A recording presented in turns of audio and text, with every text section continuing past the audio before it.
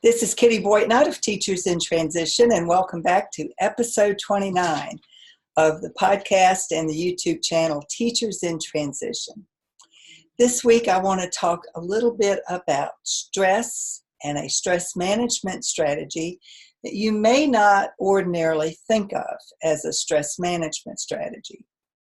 I've talked in the previous episodes about the importance of breathing, the importance of eating well, the importance of getting the sleep that you need, the importance of staying hydrated, the importance of exercise, the importance of meditation or prayer or both to help you stay grounded through the day, and finally the importance of having fun, taking time to do things that help you to relax, something other than a work-related activity.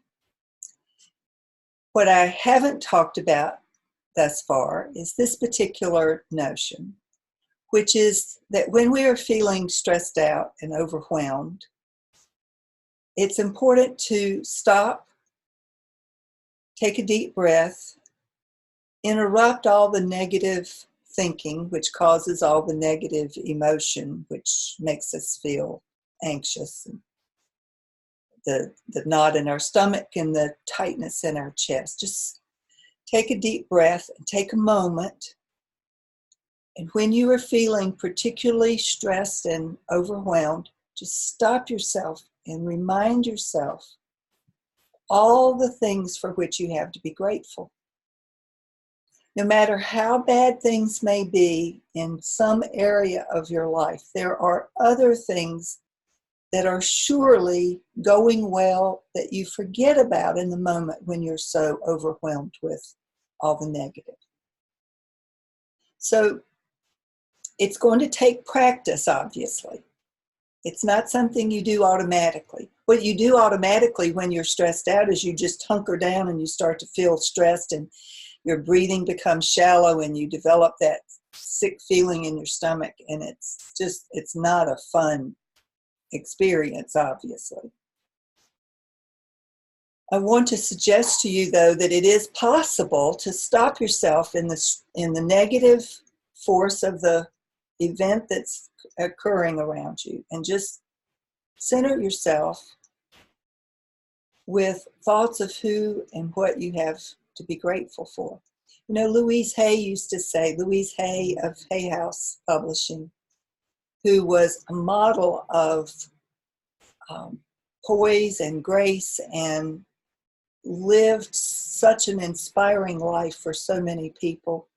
She used to talk about gratitude. In fact, she created a whole set of different cards that had mantras or affirmations on them, things for which to be grateful.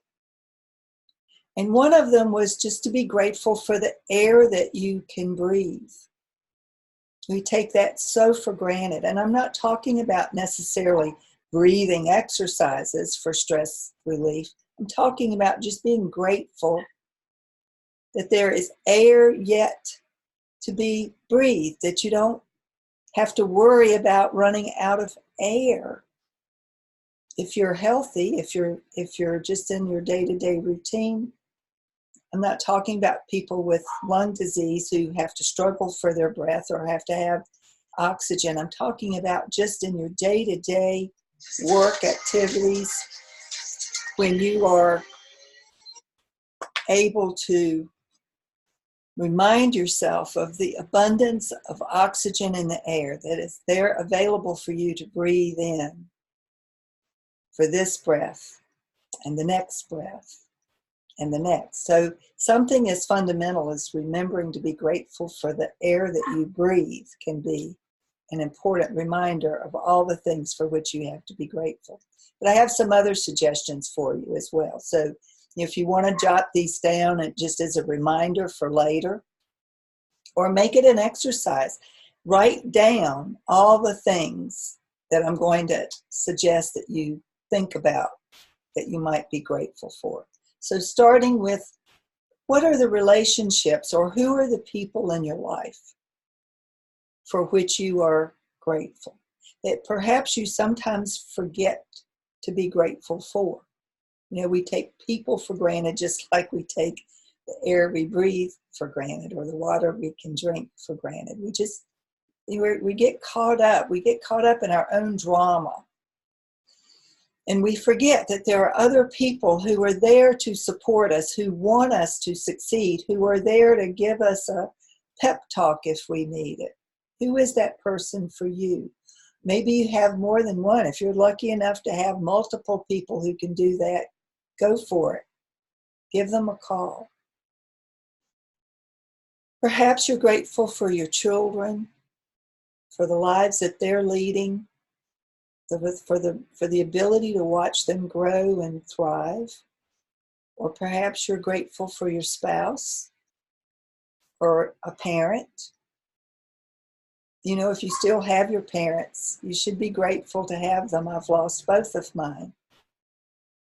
And so, you know, once that time is over, once the time you have to share with your parents is done, there isn't any going back. So be grateful for them while you have them.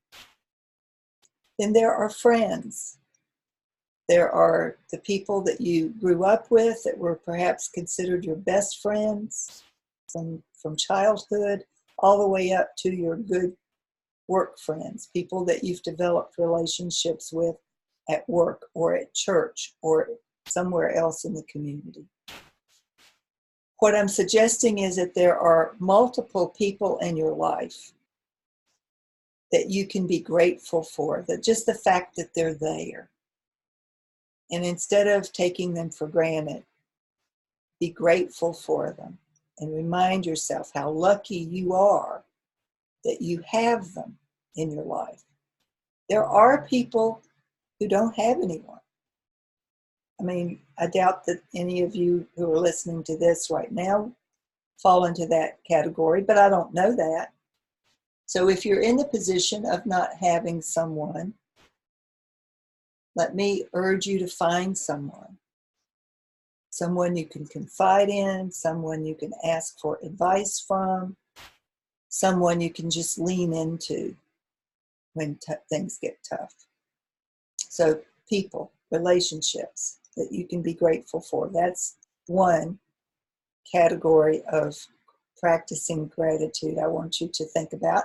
Also think about what material possessions are you particularly thankful for. Now, I am not a fan of being overly materialistic. And in fact, I'm getting ready to do a major declutter of my own home, getting rid of stuff that I no longer need. But there are things that I am grateful to have. And as far as material possessions, I'm grateful for the roof over my head. I'm grateful for the vehicle that I drive. I'm grateful for the dogs that I have. I had to put one of them in her crate because she started barking just as I started to record this episode. But I'm still grateful for her. So what things do you have? What specific material possessions? Maybe you're grateful that you have a retirement fund socked away or college savings for your children. What is it that you would consider that you'd be grateful for in the material way? Think, this goes back again to who are the people in your life? Who is it that you know you can always count on when things get tough? Be grateful for that person, whoever he or she may be. Think about what's the best thing that's happened to you so far today. And I want to suggest that getting up is probably one of the best things that happens to each one of us. Remembering that not everybody got up today. So if you're up and out and about, you're feeling pretty good, be grateful. If you're not sick, not in the hospital, not depending on other people to take care of you, that is something for which to be grateful. Your health is something not to forget to be grateful for. My mother used to say, if you have your health, you've got everything. I had to get to a certain age to appreciate the truth of that statement, that she's exactly right. When you have your health, you have everything. So you want to protect it. And one way to protect your health is to protect your body, your mind, your spirit from all the stress that bombards you every day. And then think about what made you smile or laugh most recently. Maybe it was just a few minutes ago, or maybe it was a few days ago.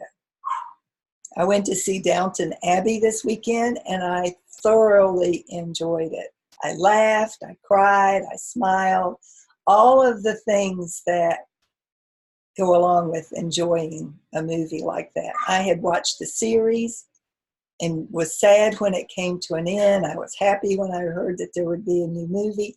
And I remember thinking the first time I saw the trailer a few months ago, how much I've missed those people and how much I love them. So, what is it that made you smile? A joke you heard, a story that somebody told you, an anecdote that you heard, something that you heard that just hit your funny bone? These are things that can help you to get grounded again in gratitude. And when you are feeling grateful, it is much harder to get caught up in stress. So I want to suggest to you that as a practice moving forward, when you start to feel yourself getting caught up in some drama at work or even at home, just stop for a moment, take a deep breath.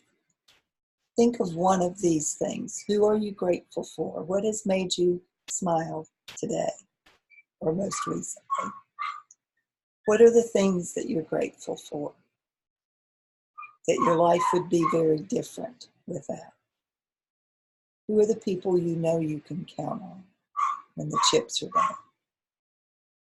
Those are things that we need to be reminding ourselves of all the time, that we are grateful and happy to have them.